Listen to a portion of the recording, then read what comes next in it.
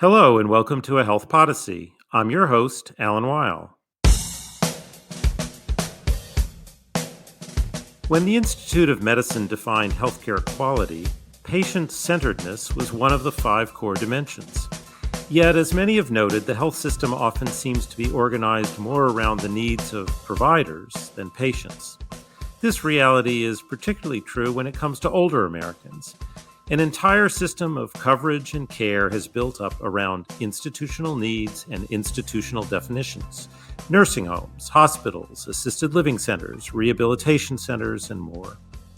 So, what would a reimagined health system truly designed around the needs of older patients look like?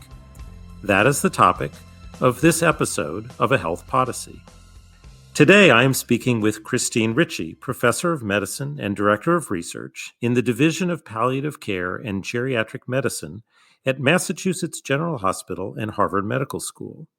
Dr. Ritchie and her co-author, Bruce Leff of Johns Hopkins University, published a commentary paper in the May 2022 issue of Health Affairs describing the elements of a new home and community-based care ecosystem for older people.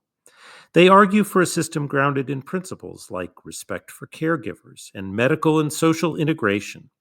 We'll discuss the system and what it will take to get there in today's episode. Dr. Ritchie, welcome to the program.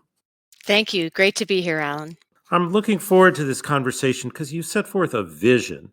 And so much in healthcare is sort of incremental. What could we do to tweak here or there? You lay out a vision for what you call a care delivery ecosystem focused on home and community. So, before we talk about what the system looks like, I'm interested in your choice of the word ecosystem. What does it mean to have an ecosystem, and what does it mean to focus on home and community? Great question, Alan. And let me just back up and say that when we think about ecosystems, we've learned a lot from other communities outside of healthcare, and they really were the ones that started with this definition, which they've set out to really say being a set of capabilities and services that integrate value sort of across a common service model and with a data backbone. And the idea is to sort of improve efficient care, improve stakeholder experiences, and really just to reduce inefficiencies. So, in healthcare, when we think about ecosystems, we're really talking about delivering personalized and integrated care to patients, improving clinician productivity, engaging caregivers, and enhancing healthcare value. So when we think about ecosystems, I often think about things like Airbnb or Amazon Fresh. These are systems that they have services that are integrated, they provide them efficiently, they have a data backbone. And why not apply the same sort of frame to healthcare and particularly to healthcare in the home? So, that's a great way to think about it. I have to ask, if you were to describe today's ecosystem for older adults, what name would you give it, or what elements would you use as the characteristics of that ecosystem? Sadly, it is hardly integrated and it is not efficient, definitely not person centered or caregiver centered. It tends to be fragmented. We have all kinds of different home care services that are providing different kinds of care, often without communicating with each other, definitely not woven into any kind of coordinated web of home based care that thinks about both longitudinal care and episodic care and weaves them together when they're needed at the right time, all aligned with patient values. Okay, so this is where like moving from vision to reality is complicated. And what I'd like to do as we have this conversation is to tease out, if I can, what are some of the key elements of the vision, but also sort of what does that really look like? Like, how would that look different to a patient or to a caregiver? Since, as you noted, that's really how the system is designed. The one element you mentioned efficiency. In the paper, you describe sort of a system that's distributed, but decisions may still be centralized. I thought that was a little bit of a puzzle. Can you help me with that puzzle? So, thinking sort of big picture about what we're talking about here, really thinking about a future where Care is where people want it to be, and most people want their care in the home. They don't particularly like hanging out in the emergency department for 8 to 10 hours or in the hospital where they can't run to the refrigerator and get, a glass of water. So our vision would be that in the future, the hospital becomes really one big emergency department, operating room, and intensive care unit, and everything else really is provided in the home and community. So primary care in the home, urgent care in the home, rehab in the home, all of those things in an integrated way where the logistics work and where there's coordination, warm handoffs, and efficiencies. So when I'm talking about sort of a distributed model, the way I think about this is sort of like a conductor in an orchestra. You have to have a conductor, and yet all of the instruments in the orchestra are important. They're important at different parts of the symphony. And so knowing when it's important for the oboes to be playing or the woodwinds versus when the violins and the trumpets, that's what we want. We want to have something where everybody knows their lines on the page, they're integrated, and they're working together in a way that still has a vision, still has oversight, but where there's really much more interconnection and intercommunication. Well, as someone who played oboe in high school, that metaphor works very well for me. I like that idea, and I think it does give a very clear sense of the need for coordination, but also distributed action. Um, Now, as you describe in the paper, there are guiding principles and then there's sort of features. I don't want to walk through the whole paper. If someone wants that, they'll read it, and I hope they do. But you do have some guiding principles that I think need to be stated in order to have a good conversation about where this vision would take us. Can you just say what those are to get us started? So we have essentially seven guiding principles. First, person centered care. We have to be focused on the person who's receiving the care and it's tailored to their specific needs and their specific values. Second, and Alan, you alluded to this already, respect for and attention to caregivers. They can't be left out in the cold without support. We have to have competent clinicians and providers who are part of a trusted team, oftentimes a primary care team, who are really serving at the center of the care, oftentimes that conductor we were talking about. There has to be continuous 24/7 access to care. People can't just only be able to receive services when it's convenient for us during quote unquote business hours. They need to be able to receive that care when they have an urgent need.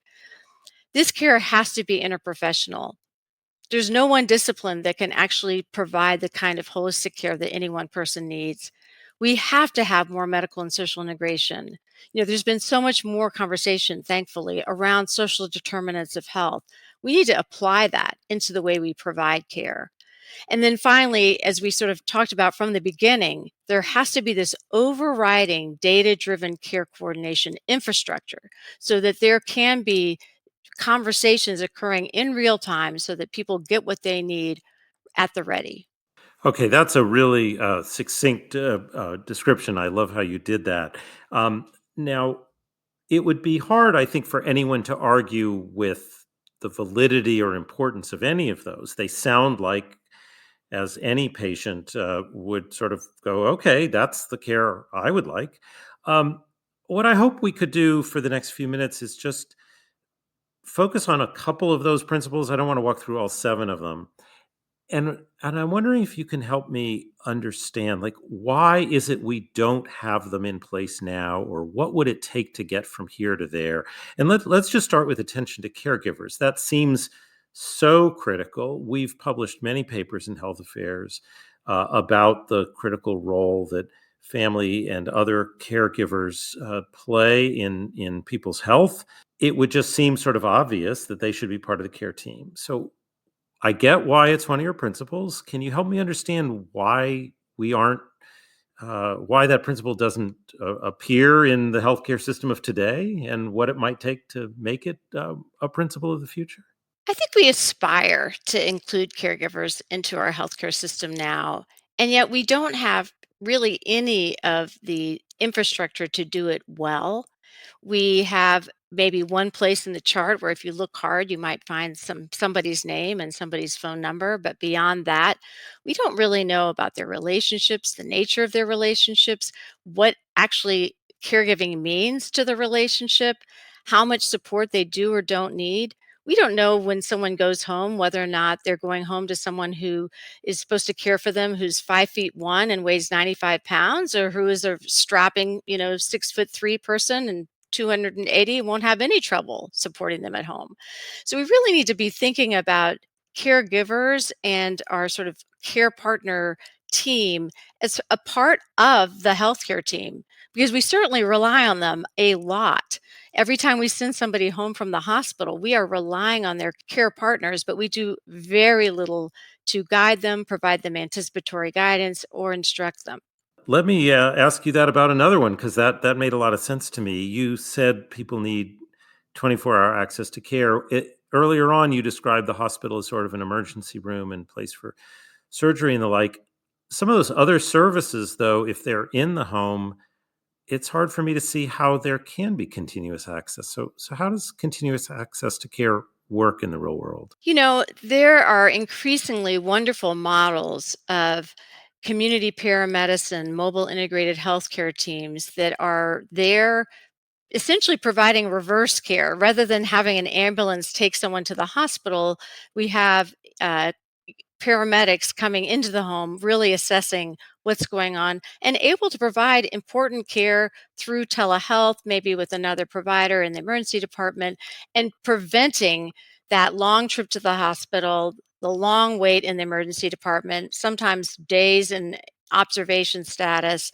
And so the idea that we can reverse that support so that people are getting that care when they need it, not just 8 to 5, but I'm sure you've seen this. Most people don't have their emergencies at convenient times. They usually occur at, Friday night at 9 p.m. after all the urgent care centers have closed. We want people to have continuous access so they actually can get the care they want when they need it at the right time, and oftentimes in a way that frankly saves the system money and saves them a lot of heartache. Well, I want to understand a little bit more about the model and turn our attention to what it'll take to actually create it. We'll do that after we take a short break.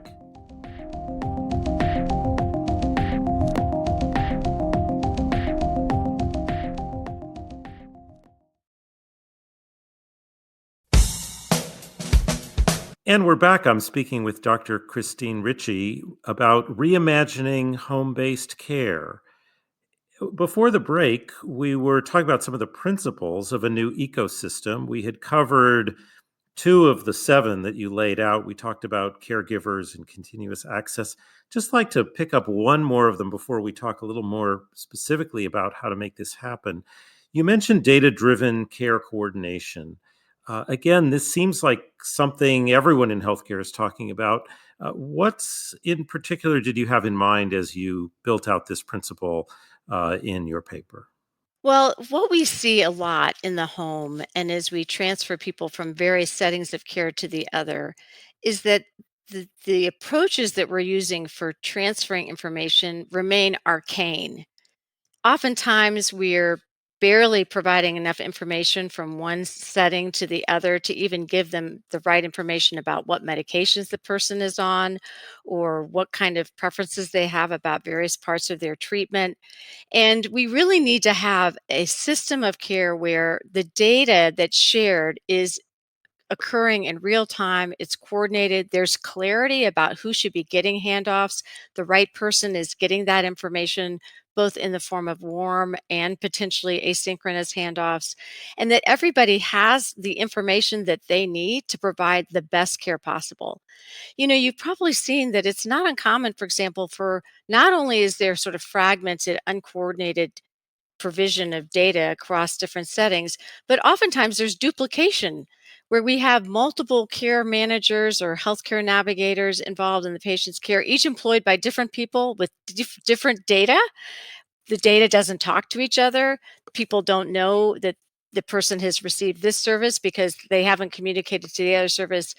And this happens particularly in the home where you have skilled home health care and you might have physical therapy coming through skilled home healthcare, and then you might have hospital at home or home based primary care, all with different electronic medical record systems, with different data systems, and often with very little true communication.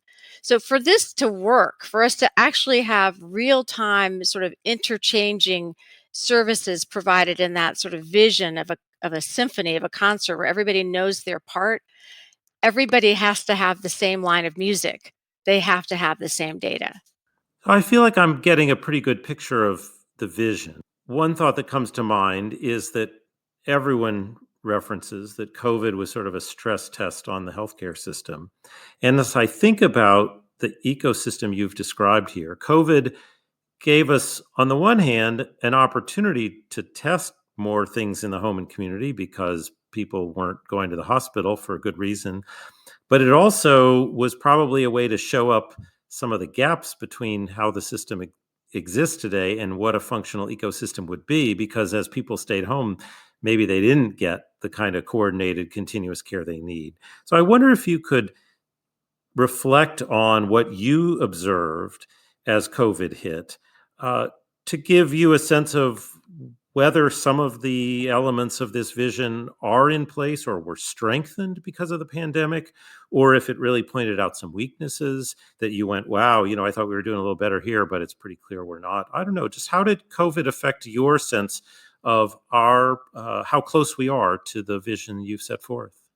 Alan, COVID served as the inspiration for a lot of what is in this commentary.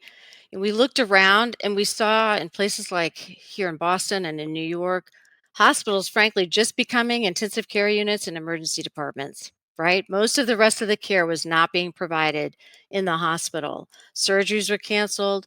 We also saw regulatory relaxation of various measures that allowed for more provision of services in the home. We had both the Hospital Without Walls, CMS program, and then we also had the hospital at home waiver. And it also showed that when people have the right support from both a policy and reimbursement perspective, healthcare systems can pivot pretty quickly. So in the span of just 14 months of the waiver, the hospital at home waiver being activated, there were 197 hospitals in 90 different health systems in 34 different states that had all received the waiver. We also saw a lot of increase in virtual care, of course, and a lot of telemedicine. And a lot of that I think was incredibly positive. Now, a few negatives is that for people who didn't have access to video conferencing in their home, who didn't have internet access, which we do know a lot of homebound older adults are more prone to not have access to those kind of resources, then it just exacerbated the disparities, exacerbated the gaps. And we also saw that once the public health emergency was no longer in effect, people started going back to what they're comfortable with, back to our old habits, our old ways, and to things that frankly take us more into a facility centric space. So I do think we learned some things. I think we learned that we can pivot. I think that with the right kind of support and reimbursement and innovation, we can be thinking differently about care, especially care without walls, and old habits die hard. Two really great lessons. As I listened to the vision, you wrote this from the perspective of geriatrics. This sounds like a care system that could sort of work for anyone. Are there aspects of this that you think are particular to older people, or are there aspects that you think should be translated to everyone? I'm just curious, or were you just sort of focused where you focus? We really believe that the ecosystem we're describing should ultimately be available to everyone. The places where sort of the need is the greatest are among those who have mobility limitations. They don't have to be older. Certainly, there are many people who are younger who are on ventilators at home or who need special assistance at home. So ultimately, I think we have the potential for this kind of home centered approach across the board. And if you look at other countries, France and Australia, they've been doing this type of care far more than we are, and they are actually building fewer hospitals. So this doesn't have to be simply focused on older adults. the focus on older adults is because it's for a certain subpopulation of older adults the most obvious that this kind of care makes the most sense. As I saw your paper, and it's focused on home and community, it was around the same time that the National Academy of Medicine came out with a report on nursing home care. And I thought that report was really interesting and important as well. And I thought, well, wait a minute, should we be focusing on improving nursing home care, or should we be thinking about home and community care?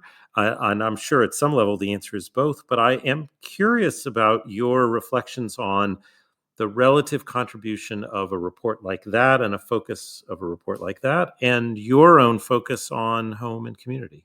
I agree with you, Alan. They are both incredibly important, and they are, in some respects, two sides of the same coin. That report showed some of the same deficits, actually, that reports back in the 70s and 80s showed. That our culture of care, especially our culture of care for older adults, has not changed substantively. And so, a long term care delivery ecosystem, whether it's based in the home or, frankly, what I think in nursing homes should be more of a home like setting that's really anchored in caregiver and resident satisfaction, which is what a lot of that report advocates, really has to be the future of all long-term care, whether that long-term care is in an institutional setting or in more of a home setting. What it also points out, that report, is that we're frankly a country that does not have a long-term care strategy, whether it's in the home or in the long-term care setting. We don't have across the board long-term care insurance that supports people either at home or in institutions. And so to me, this is a call to action across the board to think about, how do we make sure that all of us have the safety net of support when we need it, when we're in that place, either at the home or in nursing homes, so that we get the best possible high quality person centered care we can? Yeah, that last comment is feels really important to me. We're of course a policy journal, and the absence of a comprehensive approach to long-term services and supports underlies both the weaknesses of our current home and community-based system as well as the weaknesses of the nursing home system. So as we bring our conversation towards the end, I am curious what you think the key levers are that would motivate movement in the direction of this vision that you've put forth. You described some steps taken in COVID. I'm curious what you think would be required to make some of the positive steps you described more lasting, as well as the weaknesses that it uncovered, what it would take to try to reverse some of those weaknesses. I think we need to have a lot more flexibility in the way we provide care for people, such that it really is the kind of care that they need.